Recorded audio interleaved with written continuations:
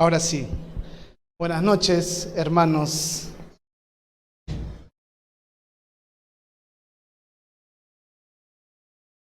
Buenas noches.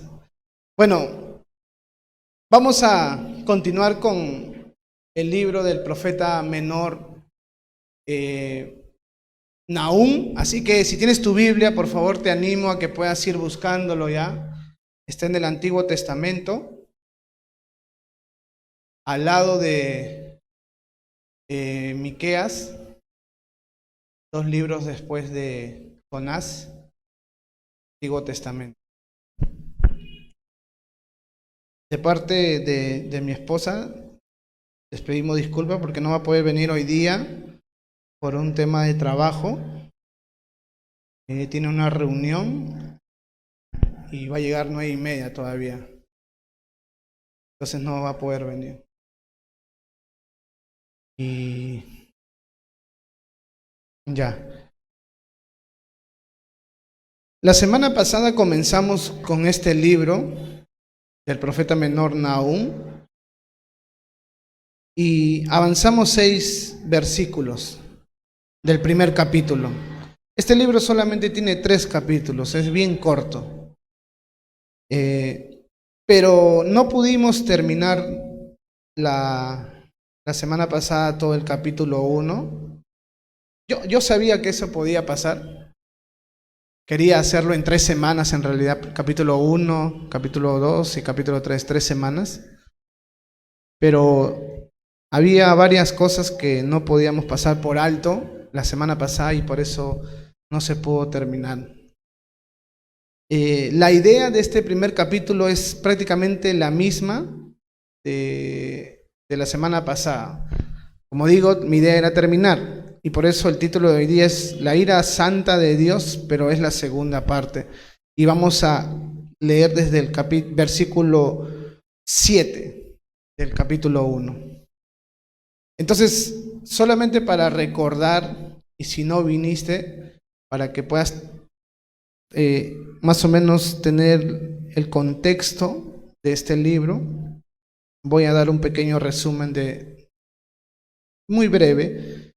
Y no sé si se recuerdan qué significa Nahum. ¿Se acuerdan? Consuelo o consolador. Están más perdidos que... La palabra Nahum significa consuelo o consolador.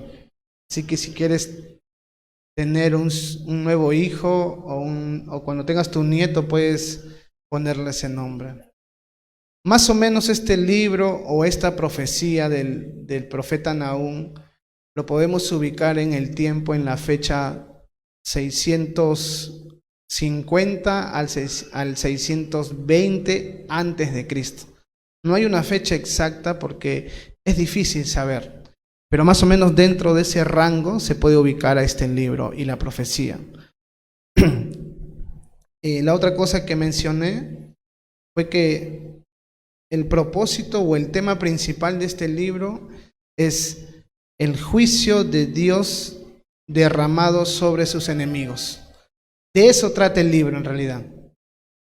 Ahora, aparte de ese tema, hay también otro tema, que es cuando Dios ejecuta su juicio, ¿ya? Cuando Dios derrame su juicio, va a ser destructivo para muchas personas de esa época, pero a la vez va a ser consolador y de alivio y de paz para otros. Ese mismo evento realizado por Dios tiene 2 efectos. Para unos es juicio y para otros es paz. Y paz es para el pueblo de Dios. Entonces, el propósito o el tema del libro es el juicio de Dios derramado a sus enemigos y paz para su pueblo. La semana pasada, desde el primer versículo hasta el 6, lo que pudimos ver es cómo Nahum o cómo el mismo Dios se presenta, cómo Él se da a conocer.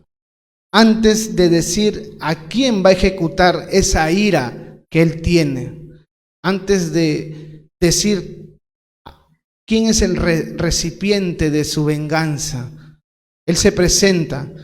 Y brevemente puedes ver en tu Biblia cómo es que Dios mismo se presenta, cómo Dios mismo se describe y muestra una de sus características, uno de sus atributos que también lo hace o que es parte de él. En el versículo 2 dice esto, 2 y 3 nomás, para que lo tengan presente cómo es que Dios se describe, cómo Dios se presenta. Él dice, el Señor, bueno, lo voy a cambiar de versión ya, porque acá lo tengo, está. Dice,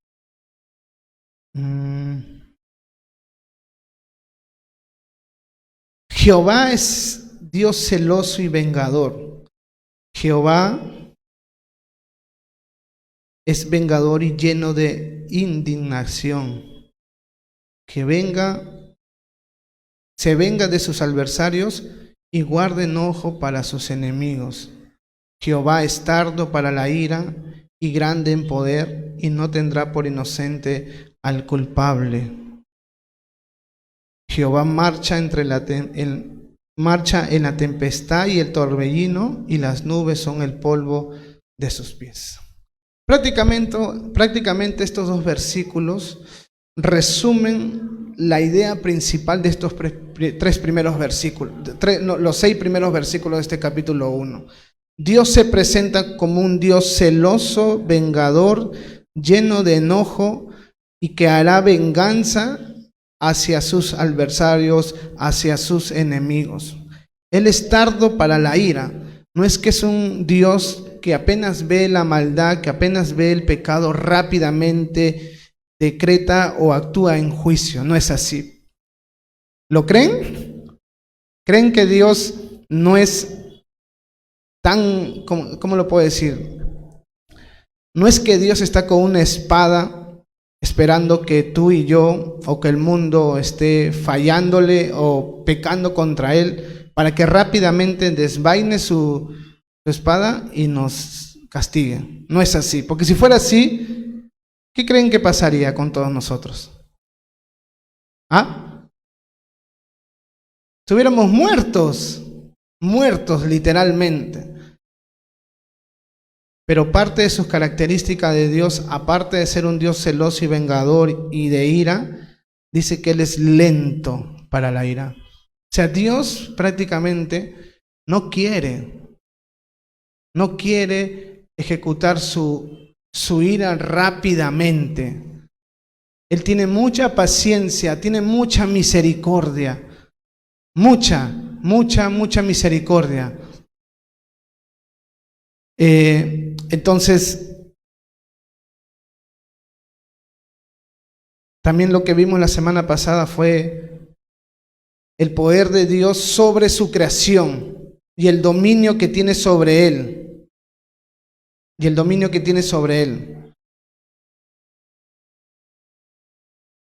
Ya, que vayan. El poder de Dios sobre su creación es tan grande que Él puede decir, mar, sécate, y se seca. Él puede decir a los lugares más fértiles que existen, como la selva,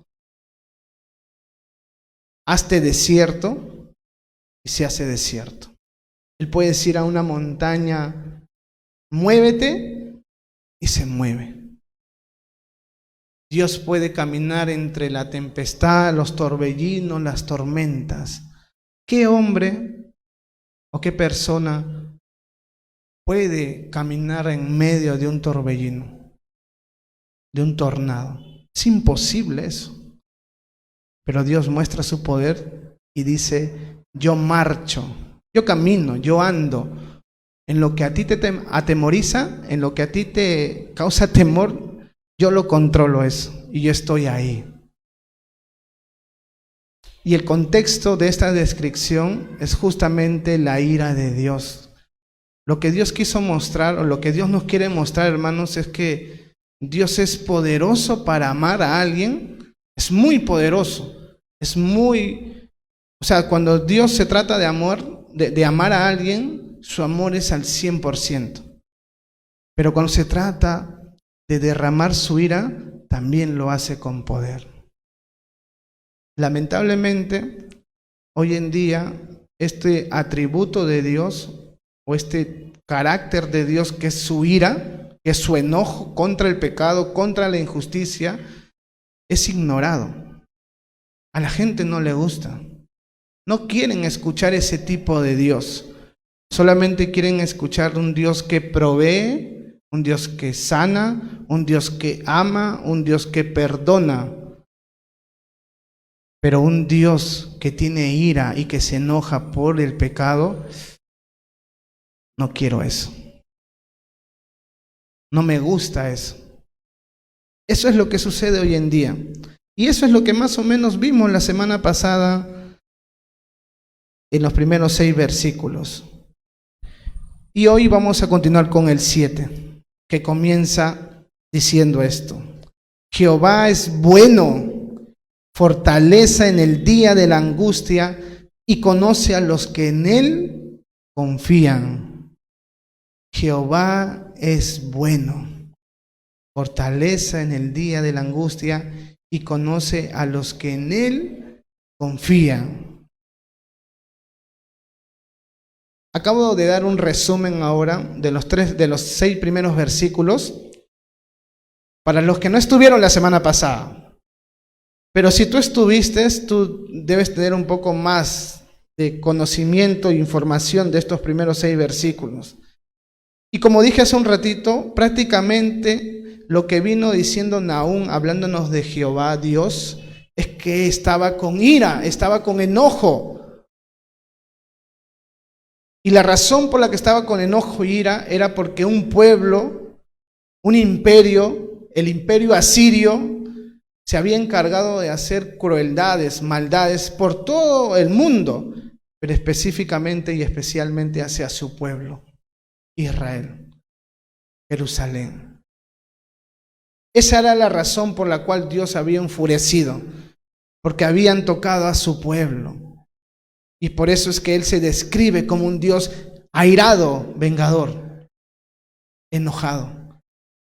En ese contexto, el versículo 7 dice: Dios es bueno.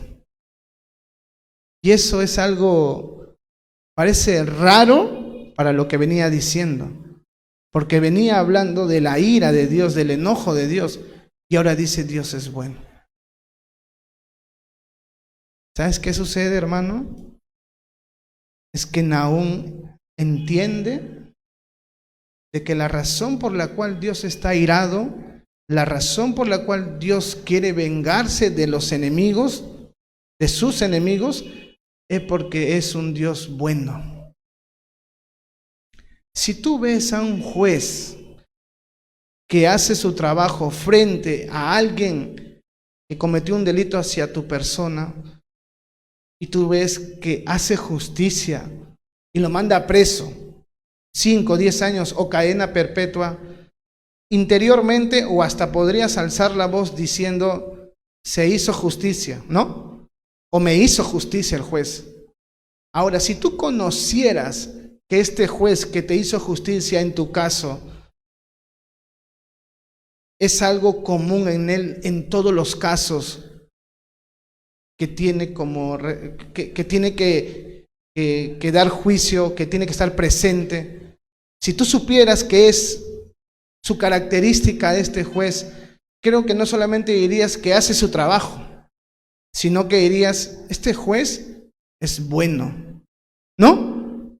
Porque está haciendo justicia frente al agraviado, frente a la víctima, y está mandando preso a las personas que han cometido un delito, ¿no? ¿O lo llamarías malo a la persona que hace su trabajo como juez? ¿Qué creen ustedes? ¿Es una persona buena o mala si es que hace justicia frente a un delito que tiene todas las evidencias? ¿Qué creen? ¿Es bueno o malo? Bueno, ¿no? Si fuera malo, pediría coima para que lo deje libre al que te hizo daño. Justamente por ser un juez bueno, es que él aplica justicia, pues. Porque si fuera un juez malo, sería corrupto. Ahora tiene sentido lo que Nahum, después de hablar de Dios, de su ira, de su venganza, de su enojo, dice, Dios es bueno. Si Dios no fuera bueno, no le interesaría la injusticia y la maldad que sucede en este mundo. No le interesaría. Pero por ser bueno, le interesa. Tiene paciencia, no la castiga rápidamente, pero cuando ya se sobrepasa la maldad, llega el momento en que Dios dice, es momento. Pero la razón por la que lo hace es porque es bueno.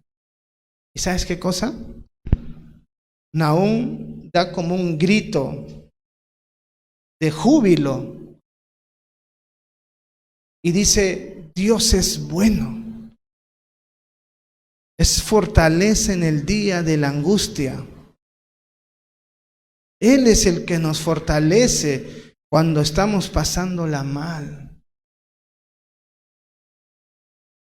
Él es el que nos da las fuerzas en los momentos de angustia. Claro, Él tiene ira, Él tiene enojo, pero Él es bueno. Él no ignora tu dolor. Él no tapa sus ojos frente a tu angustia. Él no está desinteresado por el sufrimiento que puedas estar pasando ahora o que has pasado en el pasado. Él es bueno.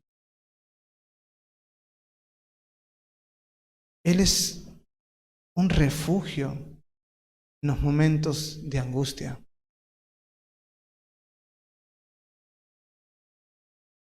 Es algo que debes tener presente, es algo que debes creer. Dios es bueno, hermanos. Es fácil decir que Dios es bueno cuando todo te va bien. Es fácil. Cuando te provee, cuando te sana, cuando te da un trabajo, cuando te da muchas cosas.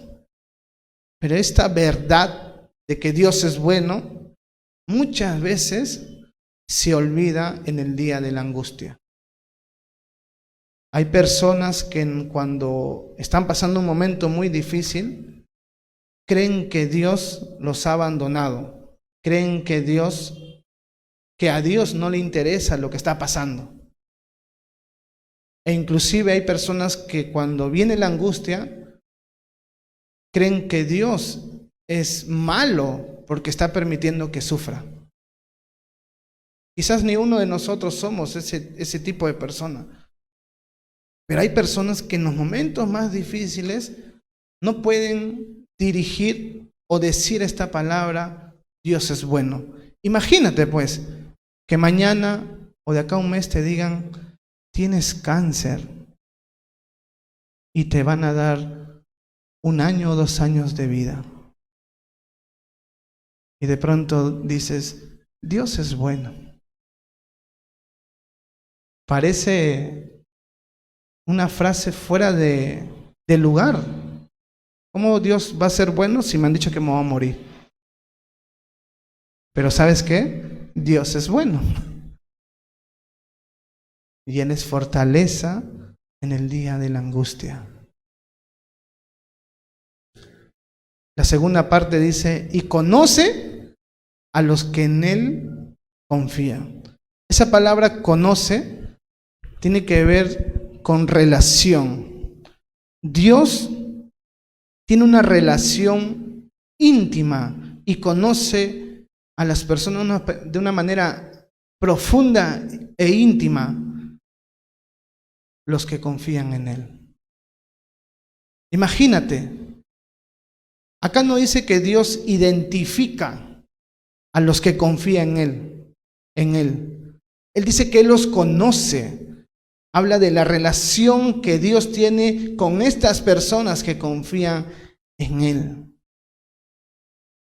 ¿Y sabes qué? Mi pregunta es, ¿tú confías en Dios? Si tú confías en Dios, entonces déjame decirte que Dios te conoce. Eres parte de ese gran grupo de personas que Dios las conoce de una manera profunda e íntima. Dios conoce a los que en Él confían. ¿Y sabes qué? Tú puedes decir, yo confío en Dios, yo le creo a Dios, yo me aferro a Dios en el día de la angustia. Pero ¿sabes qué? Dios conoce realmente quiénes son los que confían. Él conoce. Él sabe cuál es la condición de tu corazón. Tú puedes decir que tú confías en Dios, pero realmente Dios es el que conoce si realmente la fe que dices tener, la confianza que dices tener, es real. ¿Y sabes qué? Me gusta mucho esta parte porque es como un contraste entre lo que venía diciendo y lo que ahora está diciendo.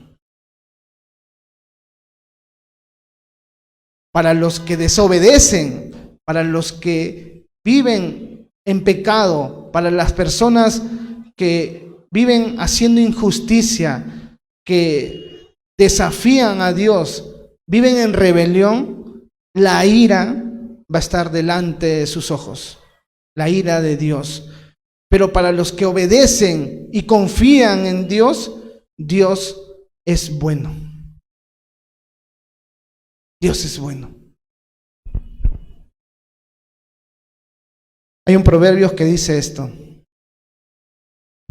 torre fuerte es el nombre de Jehová, a él correrá el justo y será levantado. Eso es Dios, es un refugio en el día de la angustia.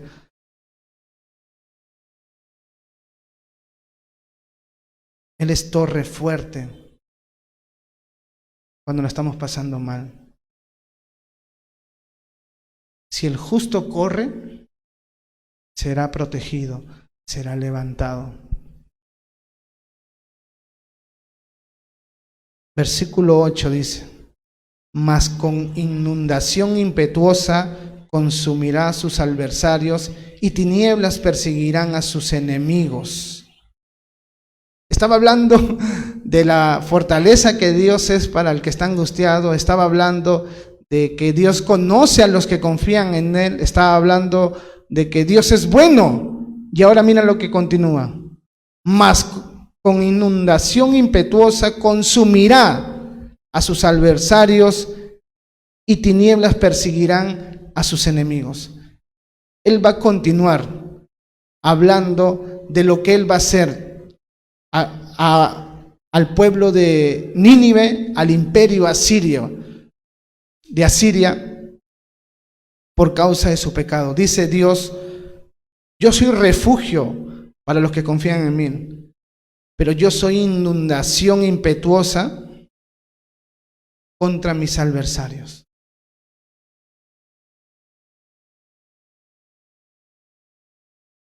Para los que no estuvieron la semana pasada, el tema, como dije hace un rato, es el juicio de Dios o la venganza de Dios hacia sus enemigos y consuelo para su pueblo. Esta profecía, porque es una profecía, es dirigida al imperio asirio, a la capital de Nínive. ¿Se acuerdan de Jonás, que fue a este lugar a predicar el evangelio, a predicar de Dios, y se arrepintieron? Ya, este mismo pueblo es aquel pueblo que Dios ahora va a derramar juicio. No fue rápido, pasaron 150 años después de que Jonás llegó ahí y todos se convirtieron. El libro de Nahum y la profecía de Nahum sobre el juicio de Dios es 150 años después. O sea, estas personas habían abandonado lo que en un inicio con Jonás habían creído y abrazado. Algunos de repente habían muerto, pero la siguiente generación continuaron haciendo la maldad que siempre hacían. Y ahora Dios va a ir con inundación impetuosa y consumirá a estos adversarios. Está hablando de Nínive, del imperio asirio. Y mira lo que continúa diciendo.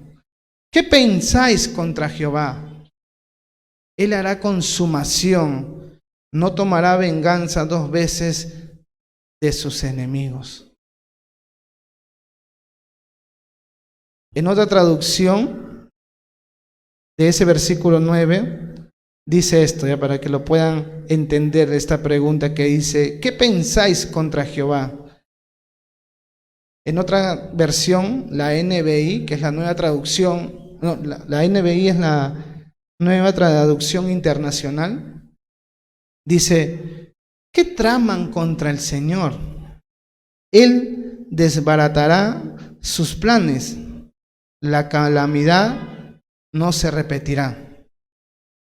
Lo que Dios está decretando y declarando en este momento es que por más que los enemigos de Dios, que son los asirios y los ninivitas, tramen algo para defenderse frente al ataque que Dios va a lanzar sobre su imperio, de nada les va a servir.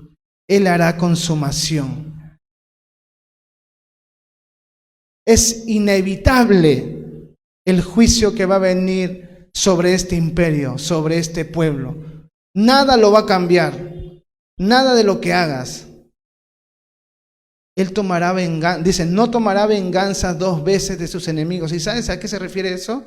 Es que una sola vez va a ser suficiente para destruir a este pueblo. Una vez.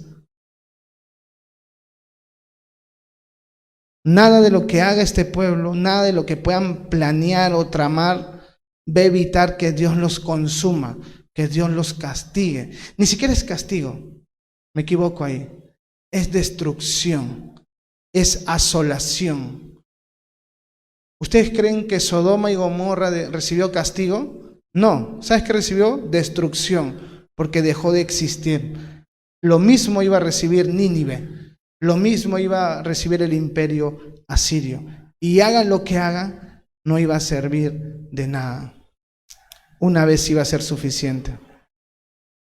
Algo que quiero mencionar sobre esta palabra que dice, no tomará venganza 2 veces de sus enemigos, es que cuando llegó el momento del juicio de Dios, porque ahorita solamente lo está expresando, todavía no sucede. Si nosotros ubicamos esta profecía en el año 630 antes de Cristo, la destrucción de Nínive y el imperio asirio fue en el año 612. ¿Cuántos años después? Si lo sacamos del 630 al 612. Son 18 años, ¿verdad? 18 años después.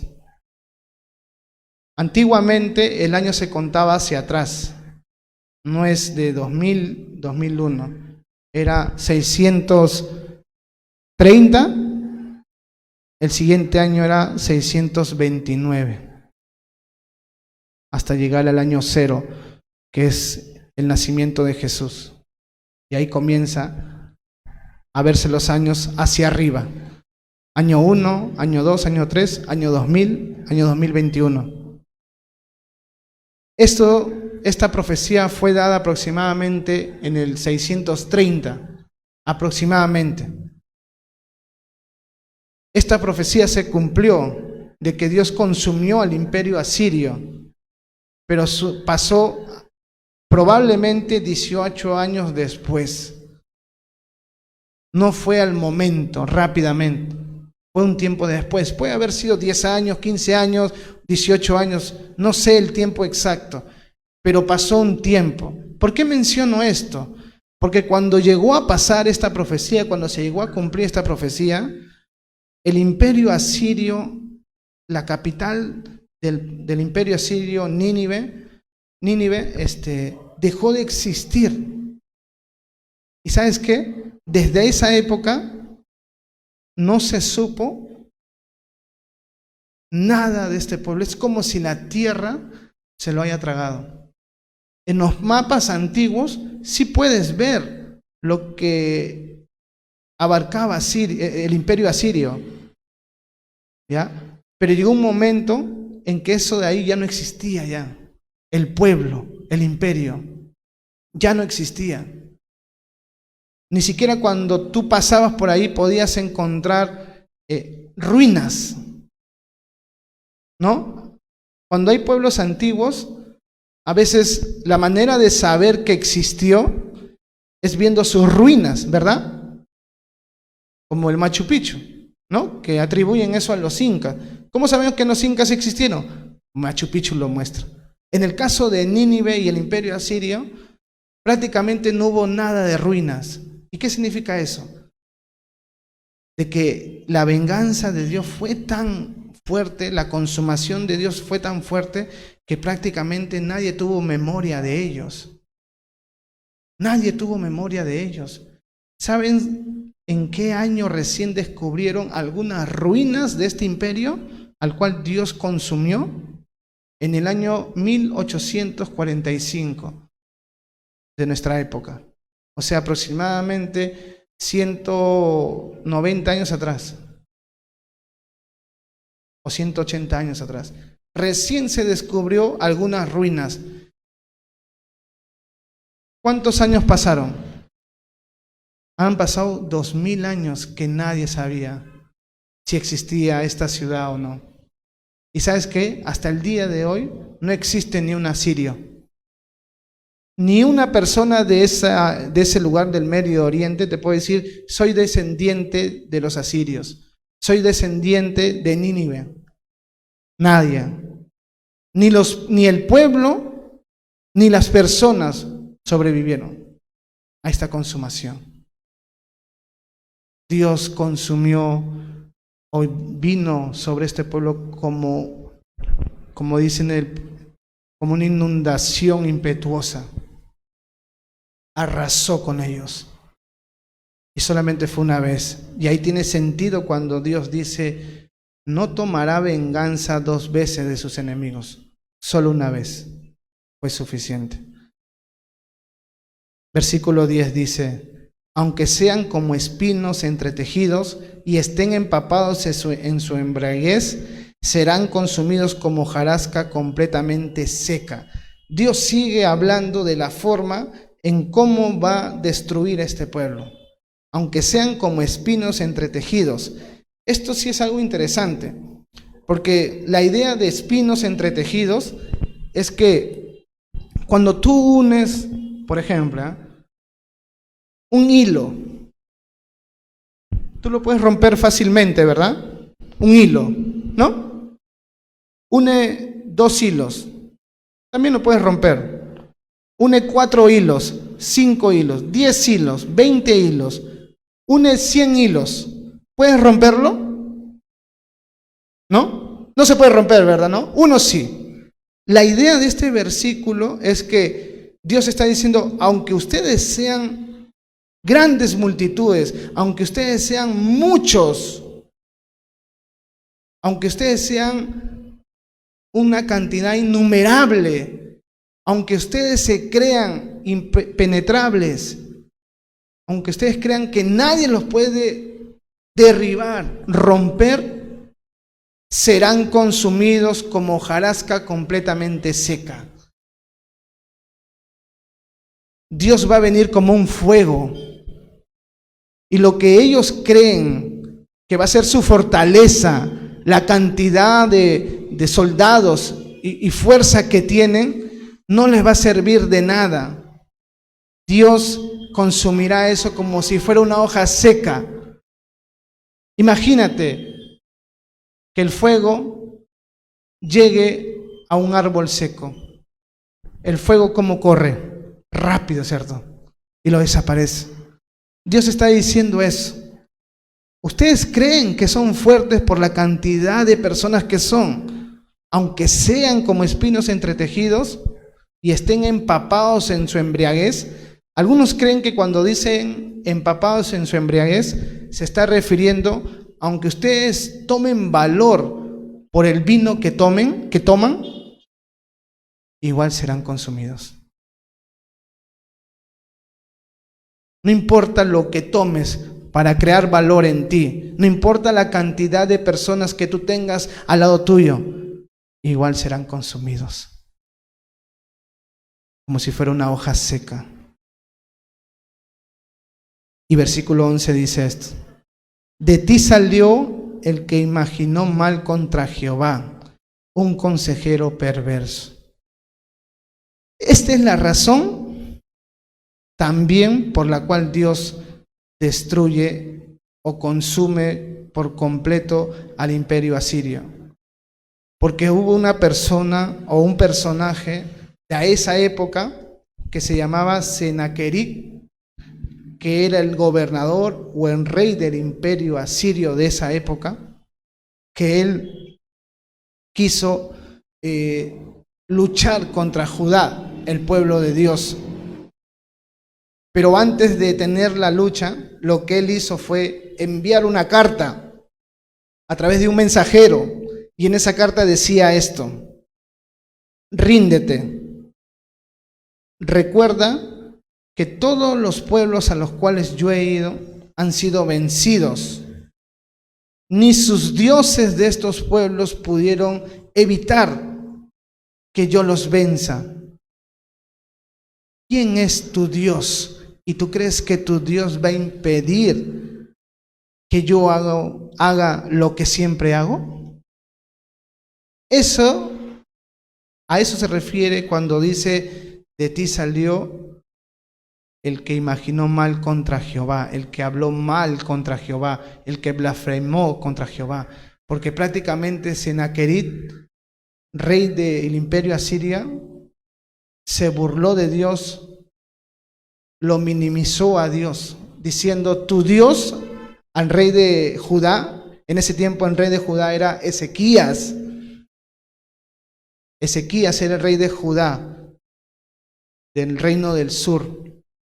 A él le dijo, su consejero le dijo a él, al rey Ezequías: ¿quién es tu Dios?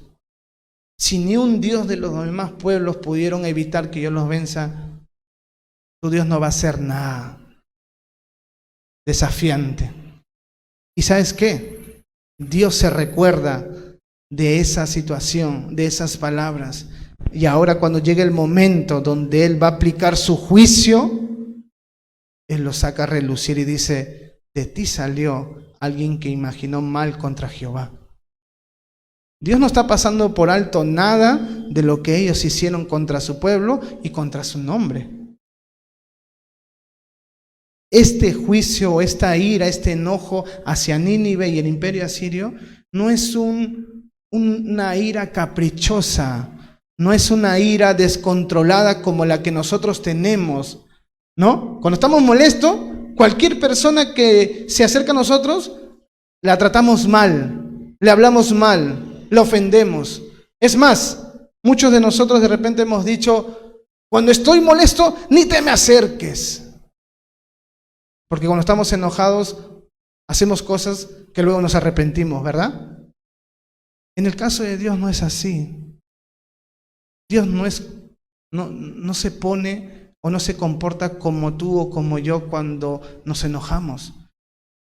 Dios tiene un enojo santo, tiene una ira santa. Y esa ira la va a derramar en un lugar específico y con personas específicas. Cuando se trata de la ira de Dios, no es lo mismo que un desastre natural. ¿Qué significa eso?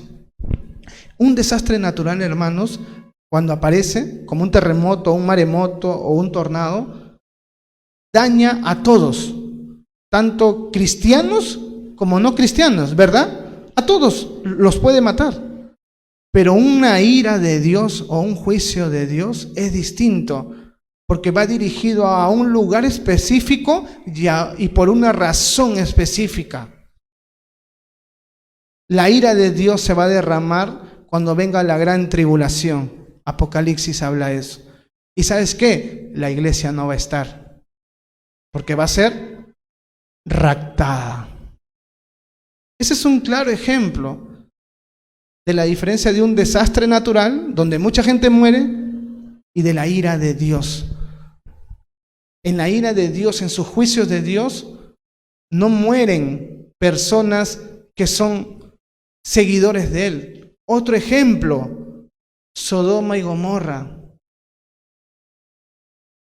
Abraham dijo: Señor, si hubiera 50 justos, ¿tú detendrías tu castigo y no destruirías Sodoma y Gomorra? No, no lo haría. Fue a buscar y no hubo ni 50. Señor, si hubiera 20, ¿tú destruirías esto? No, no lo haría por esos 20. Señor, si hay 10, no, no lo haría. No había nadie. Solamente sacaron a Job y a su familia. Ahí te das cuenta. Lot. Otro ejemplo. El arca de Noé. Juicio de Dios sobre la tierra, inundándola con el diluvio. Todos los que murieron merecían morir. ¿Y sabes quién se salvaron? Los que confiaron en Jehová. La Biblia en el Nuevo Testamento aparentemente dice que Noé predicó, pidió que la gente se arrepintiera, que dejen sus pecados, pero lo ignoraron. Y solamente se salvó Noé y su familia. Esos son ejemplos de que cuando Dios está airado y derrama su juicio, los justos no van a estar ahí.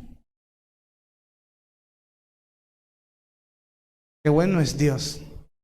¿Sabes por qué? Porque todos nosotros deberíamos estar ahí. Todos. Noé debió estar ahí y su familia.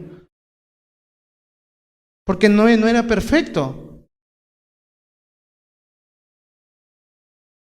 Lot debió quedarse. Pero ¿sabes qué es lo que hizo que ellos se salvaran? No era lo bueno que eran, porque nadie es bueno. Lo que hizo que ellos se salvaran de estos juicios fue la confianza en Dios. Y la Biblia dice que la fe se justifica delante de Dios, la fe real. ¿Sabes por qué nosotros no vamos a recibir esa ira de Dios en un futuro, que es lo que va a venir de parte de Dios? Por la fe. ¿En quién? ¿En quién? En Jesús. Tú no vas a estar en esa ira, en ese juicio de Dios, porque eres bueno. No. Alce la mano el que se cree bueno. ¿Quién se cree una buena persona acá? Nadie. Entonces, ¿por qué no vamos a estar en esos juicios de Dios? Por su misericordia, por el sacrificio de Jesús. Entonces, hermanos, el juicio y la ira de Dios, cuando se derrama en un lugar específico y con personas específicas, por una razón específica. 12 dice: así ha dicho Jehová, aunque reposo tengan y sean tantos, multitudes, aún así serán talados y él pasará. Otra vez Dios hablando de la seguridad que creían tener estos imperios o este imperio. Aunque tengan reposo, dice, aunque reposo tenga, aunque la estén pasando de lujo, de lo mejor, y sean muchos, aún así serán talados. ¿Sabes qué, hermano? El imperio asirio en esa época, en ese tiempo, era prácticamente considerado como un dios, el rey, porque gobernaba todo el mundo. Los asirios prácticamente han gobernado como 3.000 años, 2.000 años. en el tiempo antiguo, hasta que llegaron los medos persas con los babilonios. Pero ellos gobernaron por mucho tiempo. Era imposible que un pueblo de esa época, era imposible, hermanos, que un pueblo de esa época venciera este imperio. No se podía. Y Dios reconoce esa fortaleza que ellos decían tener. Y por eso es que dice, aunque reposo tengan, aunque estén tranquilos, reposo es estar quieto, estar tranquilo. Un día de reposo, ¿qué es? Estar tranquilo, ¿no? Relajado. Dios está diciendo, aunque tengan reposo, aunque estén en su mejor momento como imperio, y sean tantos, versículo 12, aún así serán talados. ¿Qué es talados? ¿Qué es? ¿Ah? Cortados, ¿verdad? No importa el poder que tengan, no importa la cantidad que sea, igual serán talados. Es fuerte la declaración de Dios, hermanos. Y luego en la segunda parte dice, bastante te he afligido, no te afligiré ya más. Esto de acá no está hablando para Nínive, ni el imperio asirio. Está hablando para Judá. Porque acuérdense que el tema principal es juicio para los enemigos de Dios y paz para los judíos que fueron oprimidos por este imperio. Y a los judíos de Judá le dice, bastante te he afligido, no te afligiré ya más. Y esto es interesante. ¿Sabes por qué? Porque Dios está diciendo que Él es el autor de las aflicciones de su propio pueblo. Bastante te he afligido. O sea, esto le está diciendo a su pueblo, te he hecho sufrir, te he afligido. Hermanos, el pueblo de Dios era recontra pecador. O sea, no es que ellos habían sufrido injustamente. Ellos habían sufrido por su pecado, su idolatría, por haberse ido con otros dioses paganos, o por haberse ido con dioses paganos, por haberse unido con mujeres que no eran de su propio pueblo. Ellos no eran un ejemplo a seguir, eran malos. Mataban a los profetas que Dios enviaba. Y Dios muchas veces los afligió, los castigó. Pero en este momento, Dios prácticamente está diciendo, pararé. Ya no te continuaré afligiendo por tu pecado. Retiraré, porque eso es lo que prácticamente está diciendo, retiraré al que te está oprimiendo. ¿Quién era el que lo estaba oprimiendo en esa época? Los asirios. ¿Sabes qué, hermano? Esto es un poco difícil de entender, pero Dios muchas veces, para castigar a su pueblo y castigar a sus hijos, ha usado personas o ha permitido que personas malas sean prácticamente ese instrumento de castigo. Los asirios prácticamente fueron utilizados por Dios para afligir a su pueblo. Y tú dices, ¿cómo es eso, Víctor?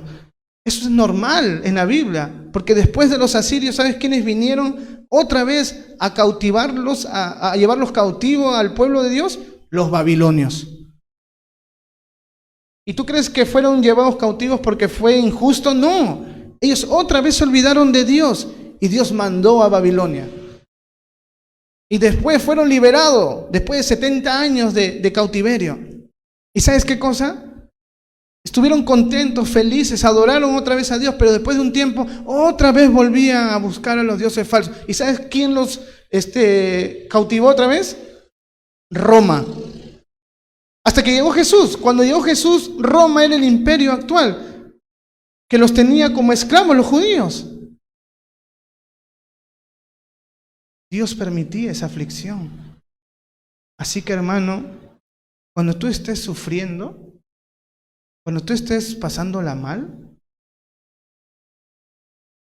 y tú sabes que estás andando mal, Tú estás viviendo en desobediencia, estás viviendo en rebelión, estás haciendo a un lado la palabra de Dios y estás sufriendo ahora.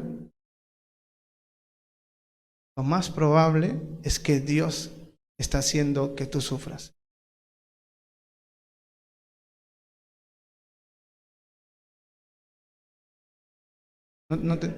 ¿Ah? Lo que estoy diciendo, hermanos, es que el sufrimiento que podrías estar pasando ahora o el sufrimiento que pasaste en algún momento podría ser algo que Dios ha permitido en tu propia vida por la vida que has llevado. Dios dice, bastante te ha afligido, no te afligiré ya más. No está diciendo, bastante te afligieron, bastante te he afligido. Yo lo hice, está diciendo Dios. Recuerden Jonás, nada más, hermanos.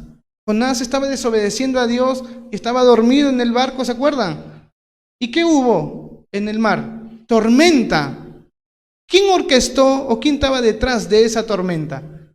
Dios. Él fue el que envió eso. ¿Por qué? Por su desobediencia. Si tú estás sufriendo ahora, en tu casa, donde estés, puede ser que sea porque Dios te lo está enviando por algo que has hecho y que no estás reconociendo o que no te has pedido perdón. Hermanos, Dios no se tapa los ojos frente al pecado que nosotros podemos estar haciendo. Dios tiene paciencia. Hemos hablado de eso hace un rato. Pero llega un momento en que Dios va a actuar. ¿Y sabes qué?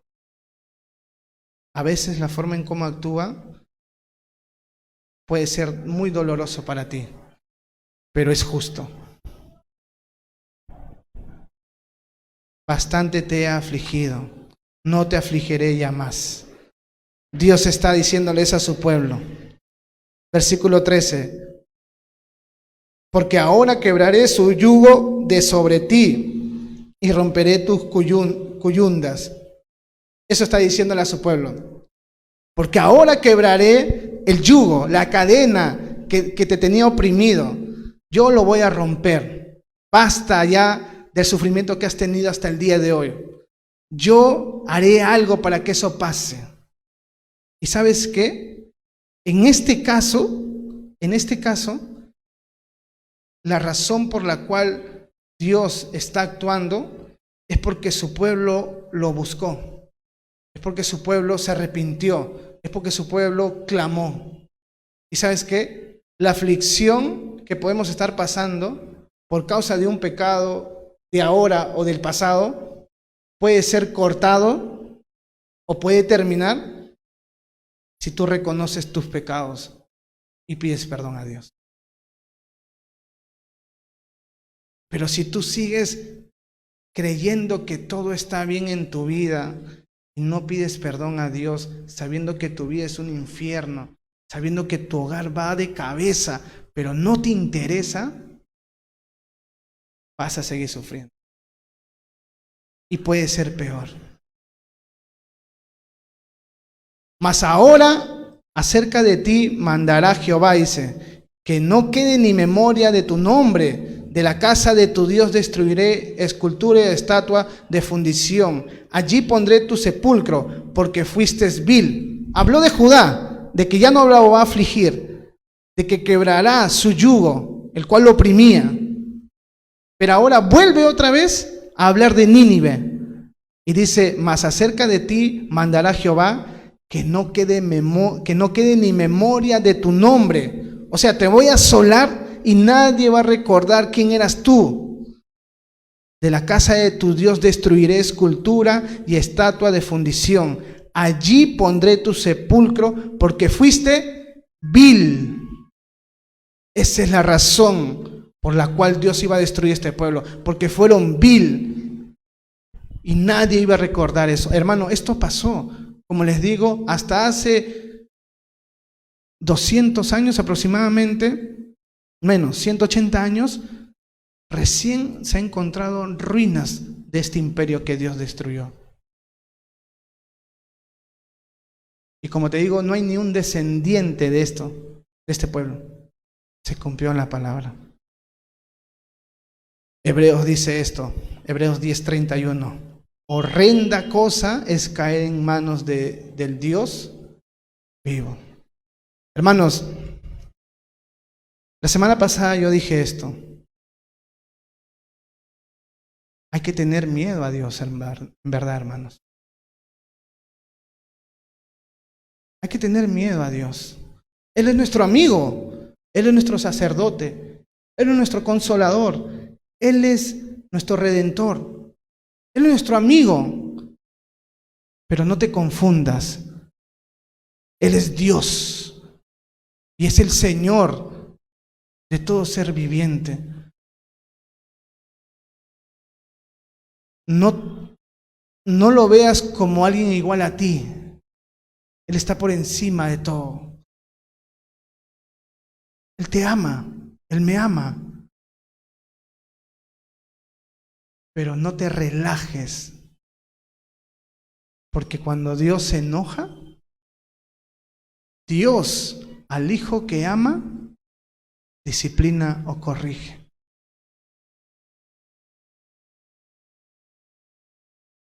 Horrenda cosa es caer en manos del Dios vivo.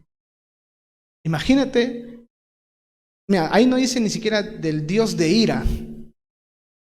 Solamente estar en sus manos ya es algo muy fuerte si estamos andando mal. Ahora imagínate con ira.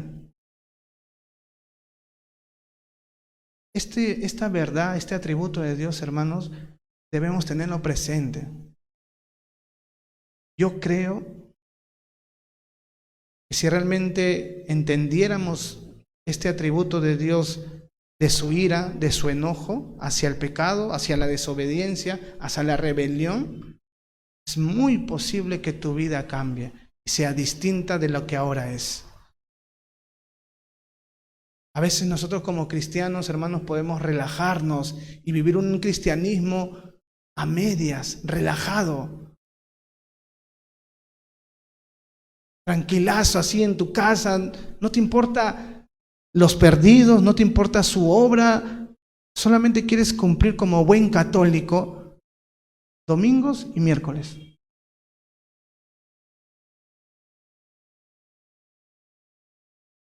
No, aparte Dios es misericordioso.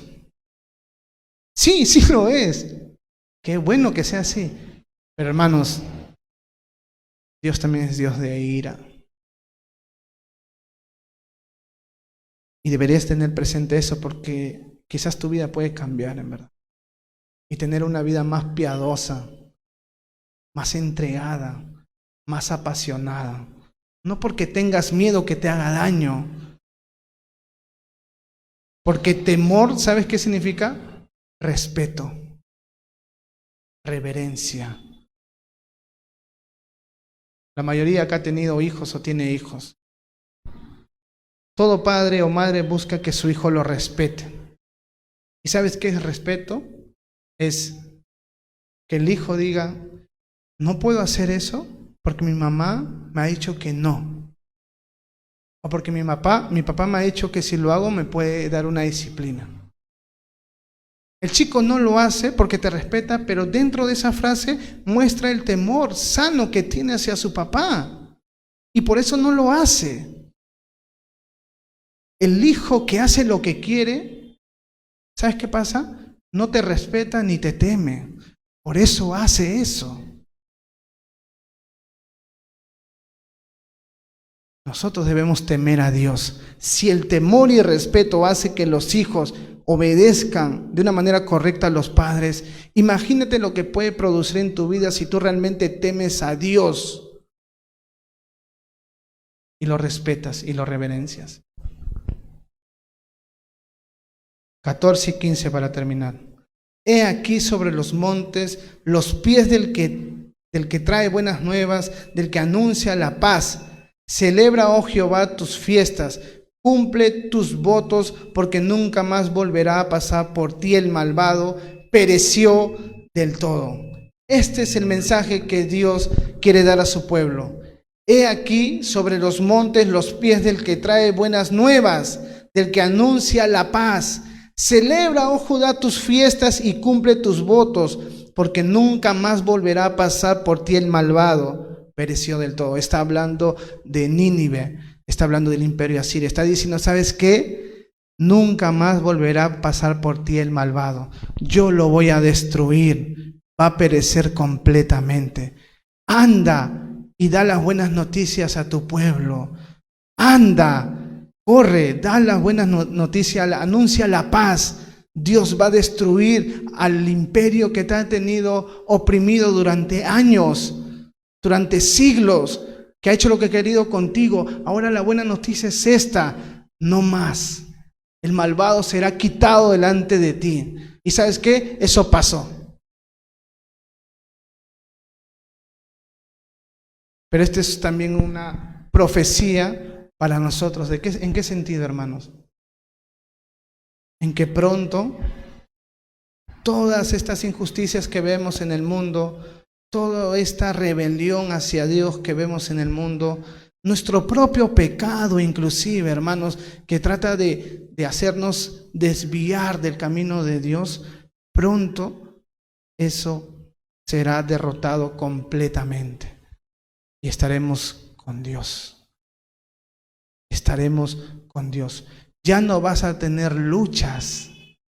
Ya no vas a tener aflicción. Nada te va a presionar. Vas a estar libre. Y esa es una buena noticia, hermano. Una buena noticia es decirle, aquel enemigo que no te deja vivir tu vida como cristiano ha sido derrotado. Y eso va a pasar pronto, hermano. Así que tengamos presente este versículo, pero también tengamos presente lo necesario que es hablar las buenas nuevas para aquellas personas que están oprimidas ahora. Porque el mensaje de llevar las buenas nuevas era un pueblo que estaba siendo oprimido, que no podía ser libre. Ese era el mensaje. Anda a dar esa buena noticia a este pueblo. ¿Y sabes qué? También hay mucha gente en la calle que también está esclavizada, que está oprimida, que tienen un yugo sobre la cabeza, pero no de un imperio. ¿Sabes de quién? Satanás. Y nuestro llamado también es ir y dar las buenas nuevas a ellos y decirle, Dios ya derrotó a Satanás. Dios ya te puede ser libre del pecado que hoy te esclaviza. Así que, hermanos, es muy importante esto también. Y para terminar quiero decirles esto. La ira de Dios que va a derramar sobre Nínive, todos lo merecemos. Todos. Todos deberíamos recibir esa ira.